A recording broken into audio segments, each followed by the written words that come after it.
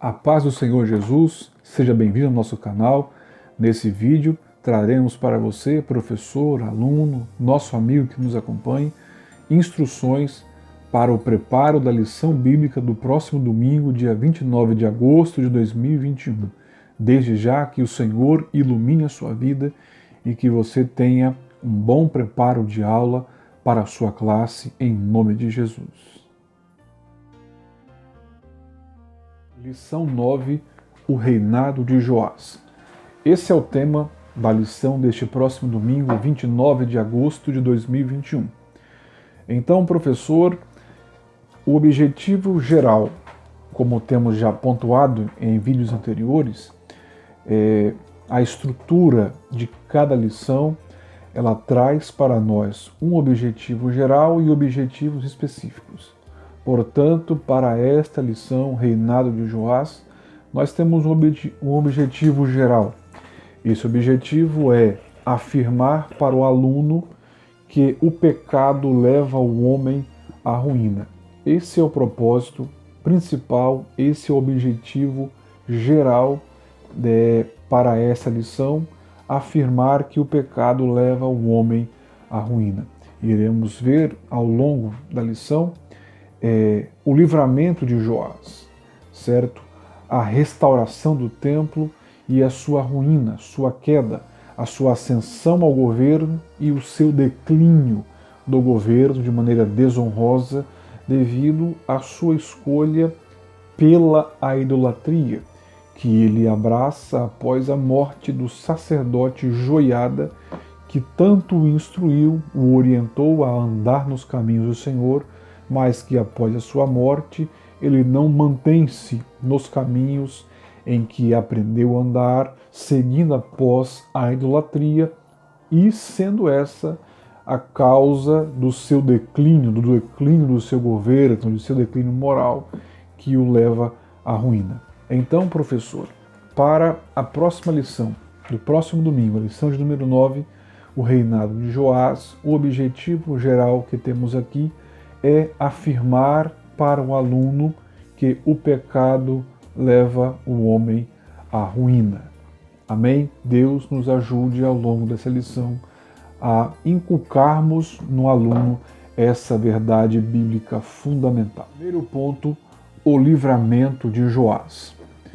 Este é o primeiro ponto desta lição que iremos estudar sobre a vida, a ascensão ao governo, a restauração do templo e o declínio no seu governo, no governo de Joás.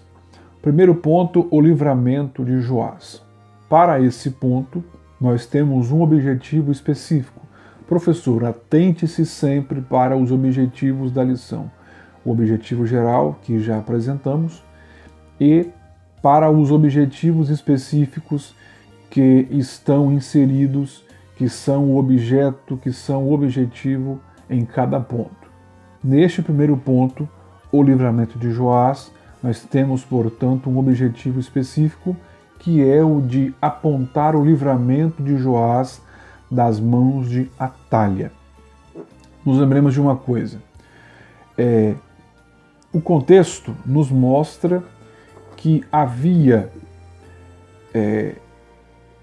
uma aliança que já há algum tempo estava acontecendo entre os reinos do norte e o reino do sul, entre as famílias reais da casa do norte e da casa do sul, certo? E vemos aqui, portanto, no reino do sul, que o seu rei é Jeorão, filho de Josafá. Ele casa-se com Atália, filha de Acabe e de Jezabel, certo? O fruto dessa relação, da relação de Jeorão e Atália, nasce Acasias, que veio a ser rei em Judá. Acasias, ele é quem era o pai, ele quem foi o pai de Joás, a quem nós iremos apresentar no contexto desta lição. O primeiro ponto, no seu primeiro tópico, portanto, ele que tem como título As Tramas Reais, ele traz uma informação diferente dessa. Ele vai trazer para nós, professores, a informação de que Atália era neta de Acabe e Jezabel. A Bíblia nos mostra, fontes históricas nos mostram, temos aqui, por exemplo, no livro A História dos Hebreus de Flávio José, nos apontando como sendo Atália filha de Jezabel e Acabe e não neta de Jezabel e Acabe, ok? Como está na lição. E também, conforme a informação um pouco confusa, de que Atália também havia casado-se com Jorão, filho de Josafá, quando que, na verdade, a lição traz para nós, professor, a informação de que Atália casou-se com Jeorão, filho de Josafá, e não Jorão. Jorão era irmão de Atália. Jorão, ele era também filho de Jezabel e Acabe. Jorão veio a reinar sobre o reino de Israel, enquanto que Jeorão, filho de Josafá, rei de Judá, foi quem se casou com Atália. O fruto dessa relação, um dos frutos dessa relação veio a ser o rei Acasias, ok? Acasias, na ocasião em que Jeú levanta-se como rei ungido sobre Israel, ele levanta-se, ele mata Jorão, rei de Israel, ele mata Jezabel e também fere de morte a Acasias, ok? Vendo então Atália que seu filho Acasias era morto, que seu irmão Jorão, rei de Israel, era morto, ela se propõe então a exterminar os descendentes de Davi sobre a casa de Judá, certo? E ela o faz, ela mata seus netos, toda a descendência real de Judá, e escapando apenas Joás, devido à atitude corajosa de Jeozeba, irmã de Acasias, esposa do sacerdote Joiada. Jeozeba, numa atitude de coragem, ela esconde Joás, que tinha cerca de 1 ano de idade, em uma recâmara secreta do templo. E ali ele é preservado das mãos de Atália. Ali ele cresce e, ao longo do tempo, quando ele alcança aí cerca de 7 anos de idade, sendo instruído por Joiada, ele então é aclamado rei sobre Judá, certo? Então, nesse primeiro ponto, o objetivo específico deste ponto é apontar para a classe o livramento de Joás das mãos de Atália, que teve aí como grande heroína, como mulher corajosa, Jeozeba, que esconde o seu sobrinho das mãos de sua louca avó, certo? E assim o preserva da morte, assim o preserva da destruição, assim o preserva da loucura de Atália, que intentava buscar eliminar toda a descendência de Judá, toda a descendência de Davi sobre o trono de Judá. O segundo ponto, professor, nós temos como título o reinado de Joás e a reparação do templo. Aqui nós temos como objetivo específico para este ponto o seguinte: assinalar a restauração do templo. o reinado de Joás e a reparação do templo. O objetivo específico neste tema, nesse tópico, neste ponto, é assinalar a restauração do templo, ok? Então, após vermos como que Deus preserva a vida de Joás, como ele é escondido de sua avó Atália, preservado da morte, ele desde o seu primeiro ano de vida até os 7 anos, ele é instruído pelo sacerdote Joiada, quando então, com cerca de 7 anos, ele é aclamado como rei de Judá.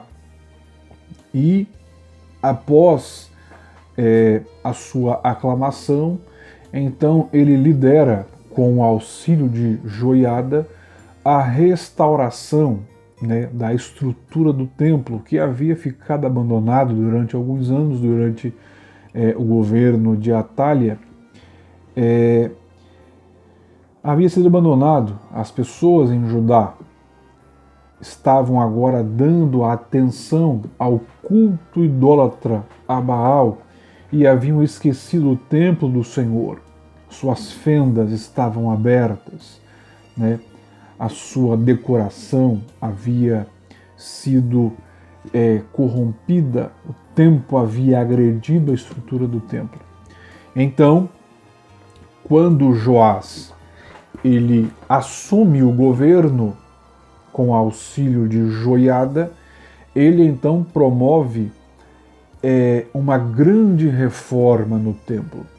Ele abole o culto a Baal, embora a Bíblia destaque que ainda nos altos, em montes, em bosques, as pessoas ainda não haviam abandonado inteiramente o culto a Baal, certo?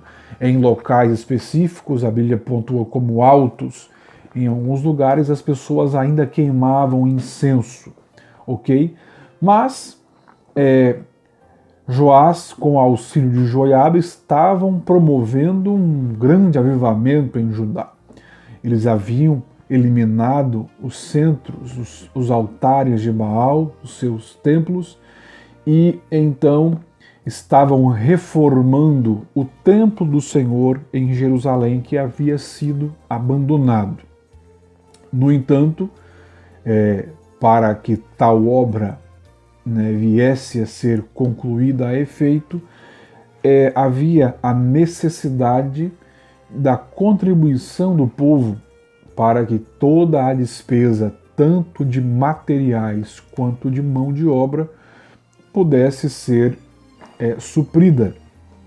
Então, nesse ponto, nós temos tópicos, né? Temos 3 tópicos, onde o primeiro tópico vai nos mostrar a arrecadação para reparar o templo, o segundo tópico vai nos falar sobre a fidelidade dos tesoureiros e o terceiro tópico vai nos falar sobre fidelidade, um atributo que enobrece.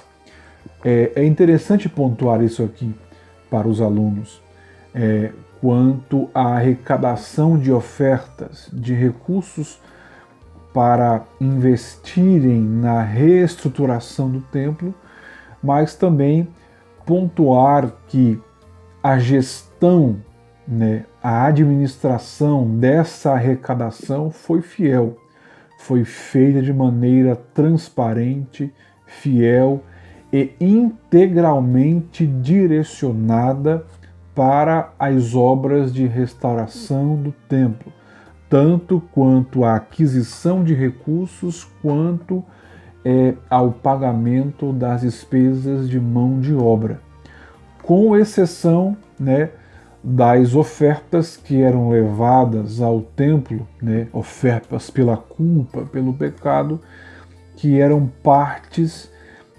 ordenadas para a subsistência dos sacerdotes, conforme previa a lei, né? Fora isso, todo o volume de ofertas que vinham para o templo eram direcionadas a arcar com todas as despesas, né, que envolviam a reforma, a grande reforma que estava sendo feita no templo do Senhor em Jerusalém, certo? Então, professor, para este segundo ponto, o reinado de Joás e a reparação do templo, né, precisamos assinalar a restauração do templo, dando ênfase aqui à fidelidade na gestão dos recursos financeiros e pontuando a fidelidade, né, sobre a gestão desses recursos até aos dias de hoje, né, como sendo um atributo que enobrece, né, os que assim procedem na obra de Deus. Ok? Terceiro ponto, a conspiração contra Joás. Nesse ponto, professor, nós temos o seguinte objetivo específico: caracterizar a idolatria de Joás e a decadência do seu reinado.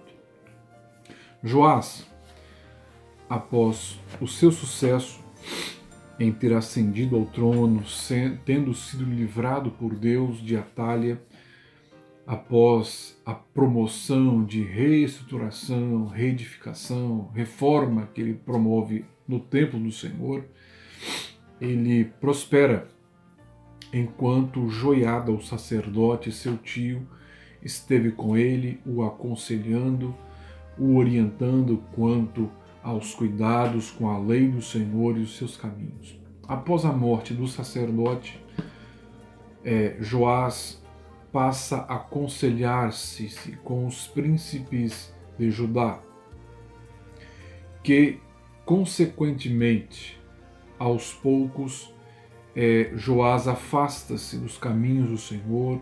Joás, ele fundamenta-se em conselhos faltosos, ele apoia-se, ele fia-se no seu esforço próprio e, consequentemente, ele acaba tornando a idolatria, ele acaba voltando a alçar mão de ídolos pagãos, o que culminou na decadência do seu reinado. A causa da prosperidade do seu reino era a sua aliança com Deus de Israel, Deus de Abraão, Isaque e Jacó. Agora, tendo abandonado ao Senhor e tornado aos ídolos, consequentemente, uma vez que toda a causa de sua prosperidade, que sempre foi o Senhor, como para todo Israel, enquanto Israel andava com o Senhor, andou com o Senhor, esteve com o Senhor, como outra hora o próprio Senhor havia dito por meio de Moisés: enquanto eles fossem fiéis e guardassem a lei, o Senhor os abençoaria com toda a sorte de bênçãos e os livraria de todo mal. No entanto, se esquecessem-se do Senhor, também o Senhor deixaria Israel. As maldições viriam sobre eles, eles seriam alcançados com as enfermidades que o Senhor lançaria sobre os demais povos. Ou seja, enquanto com o Senhor bênçãos, e uma vez que deixassem o Senhor, as maldições previstas na lei também os alcançaria. Assim foi Joás, enquanto com o Senhor andou, através dos sábios conselhos de Joiada, ele prosperou em seu reinado. Mas, morrendo Joiada e Joás, seguindo-se então a maus caminhos, a idolatria, consequentemente veio a ruína, a decadência do seu reinado. Em uma determinada batalha, em que ele é ferido gravemente, e achado nessa condição de ferido, moribundo, então os seus servos, pessoas próximas a este rei, conspiraram contra a sua vida e o mataram. Então assim acaba a história desse rei. Assim encerra-se a vida de Joás, um homem que foi preservado por Deus das mãos de Atália, que buscava eliminar a descendência de Davi, ele como um remanescente na casa de Davi, como sendo a lâmpada que Deus preserva, foi instruído, ascendeu muito jovem ao trono, foi orientado por Joiada, alcançou êxito, sucesso, mas ao fim do seu governo, após a morte de Joiada, ele abandona o Senhor e então entra em um declínio espiritual, em um declínio em seu governo. Judá experimenta novamente um declínio moral e espiritual. Nesta lição, portanto, concluindo essa lição, vale a pena aqui mais uma vez frisar para você, professor, o objetivo geral desta lição. O seu objetivo geral é afirmar que o pecado leva o homem à ruína. Professor, que Deus te abençoe, abençoe sua vida, ilumine o seu entendimento, tenha uma excelente aula em o nome do Senhor Jesus. Amém.